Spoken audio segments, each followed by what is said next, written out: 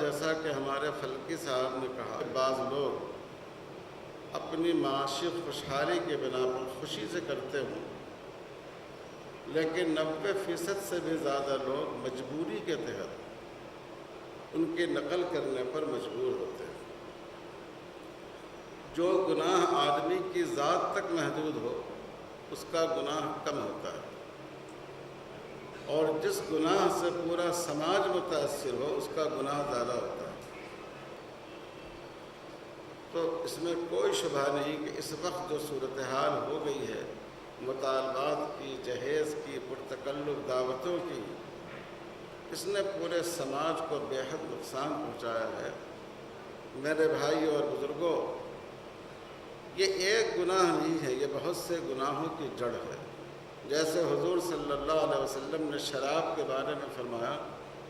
کہ یہ صرف گناہ نہیں ہے، الخبائث ہے، گناہوں کی جڑ۔ اسی طرح یہ نکاح کی بے جا رسم، یہ الفواحش ہے، یہ بہت سی بے حیائیوں کو جنم دیتی ہے، یہ انسان کو گناہ کی طرف لے جاتی ہے۔ آپ دیکھتے ہیں شب و روز اخبار میں خبریں آتی رہتی ہیں، سوشل میڈیا پر خبریں آتی رہتی ہیں، فلاں مسلمان لڑکی فلاں غیر مسلم لڑکے کے ساتھ چلی گئی۔ اس کا سب سے بڑا سبب یہ ہے، اور بھی اسباب ہیں، کو ایجوکیشن بھی اس کا سبب ہے، اور بھی اسباب ہیں، تربیت نہ کرنا سبب ہے، لیکن زیادہ بڑا سبب لڑکیوں کی شادی کا مشکل ہونا ہے۔ میرے بھائیوں اور بزرگوں، ان واقعات کا گناہ پورے سماج پر ہے، اس لیے ہم پر شرعاً یہ واجب ہے، اگر ہمارے پاس دعوت نامہ آئے تو ہم کہیں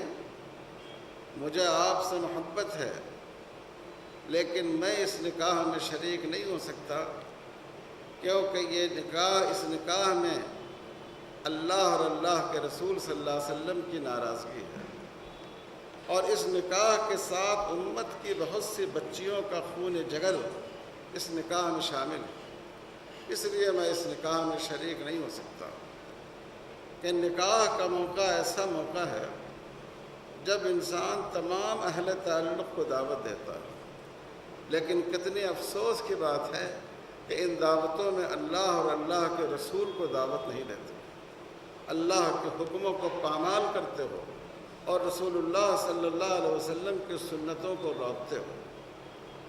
یہ بڑی اچھی تحریک ہے۔ میرے علم کے مطابق اتنے منظم طریقے پر، جس طریقے پر اس ریفارم سوسائٹی نے اس کام کو شروع کیا ہے، غالباً ہندوستان میں کوئی اور ادارہ اتنی تنظیم کے ساتھ اس کام کو نہیں کر رہا۔ اور یہ بھی ایک حقیقت ہے، ہر طریقے پر ہمیں روکنے کی کوشش کرنی چاہیے۔ ہمیں اپنی زبان سے بھی روکنا چاہیے، ہمیں اپنے قلم سے بھی روکنا چاہیے، ہمیں اور دوسرے طریقوں پر بھی روکنے کی کوشش کرنی چاہیے، لیکن اس کے ساتھ ساتھ ترک تعلق، بائیکاٹ، یہ ایک مؤثر طریقہ ہے۔ اس سے آدمی یہ محسوس کرتا ہے کہ اس کے اس کام کو لوگ برا سمجھتے ہیں۔ ایک آدمی شریعت کے خلاف کام کرے اور ہم لوگ جا کر مبارکباد دیں، گلے ملیں،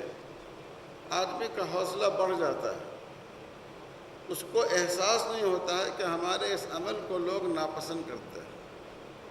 اس کو احساس نہیں ہوتا ہے کہ یہ بات سماج میں بری سمجھی جاتی ہے۔ رسول اللہ صلی اللہ علیہ وسلم کے پاس حضرت بشیر آپ کی خدمت میں حاضر ہوئے، اپنے صاحبزادے نعمان اور اپنی اہلیہ کے ساتھ، اور عرض کیا کہ میں اپنے بیٹے نعمان کو فلاں باغ دینا چاہتا ہوں۔ ان کی والدہ کی خواہش تھی، اور میری بیوی نے کہا کہ میں اس پر آپ کو گواہ بناؤں، اس لیے ہم لوگ آپ کی خدمت میں حاضر ہوئے۔ بظاہر کوئی ناجائز کام نہیں تھا، باپ اپنی اولاد کو اپنی ایک چیز ہبہ کر رہا تھا، گفٹ کر رہا تھا۔ رسول اللہ صلی اللہ علیہ وسلم نے فرمایا، تم نے اپنے اور تمام بچوں کو بھی اسی طرح دیا ہے؟ عرض کیا اللہ کے رسول ان کو نہیں دیا ہے؟ آپ نے فرمایا لا اشہد علی الجور، ایسا کام جو ظلم پر مبنی ہو، جو ناانصافی پر مبنی ہو، میں اس پر گواہ نہیں بن سکتا۔ ایسا نہیں ہوا کہ حضور نے مبارکباد دی ہو کہ چلو بہت اچھا کیا، اپنے ایک بیٹے کے مستقبل کے لیے تم نے ایک باغ دے دیا۔ تو رسول اللہ صلی اللہ علیہ وسلم کی سنت یہ معلوم ہوئی کہ جب کسی کام میں جور ہو، ظلم ہو، اور ایک فرد پر ظلم سے بڑھ کر پورے سماج کے ساتھ ہونے والا ظلم ہوتا ہے، تو ہم اس سے بے تعلقی کا اظہار کریں کہ ہم ایسی تقریب اور ایسے پروگرام میں شریک نہیں ہو سکتے، اور ہم محبت کے ساتھ دعوت دینے والے کی عزت کو سامنے رکھتے ہوئے تنہائی میں ان کو سمجھائیں کہ دیکھیے آپ کا یہ عمل شرعاً درست نہیں ہے، ہمیں خوف ہے کہ کہیں اس کی وجہ سے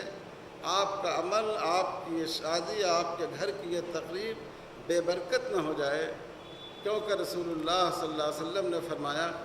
کہ جس نکاح میں جتنے کم اخراجات ہوتے ہیں وہ نکاح اتنا ہی بابرکت ہوتا ہے۔ اللہ تعالی ہم سب کو اس کی توفیق عطا فرمائے، اس کوشش کو قبول فرمائے، اور لاکھوں نہیں بلکہ ان کی تعداد کروڑوں میں ہوگی جو ہماری بچیاں ہمارے معاشرے میں سسک رہی ہیں، جن کے جو اپنی آنکھوں کو آنسوؤں سے وضو کرا رہی ہیں، ہم ان کے غم کا کچھ مداوع کر سکیں۔ اللہ تعالیٰ اس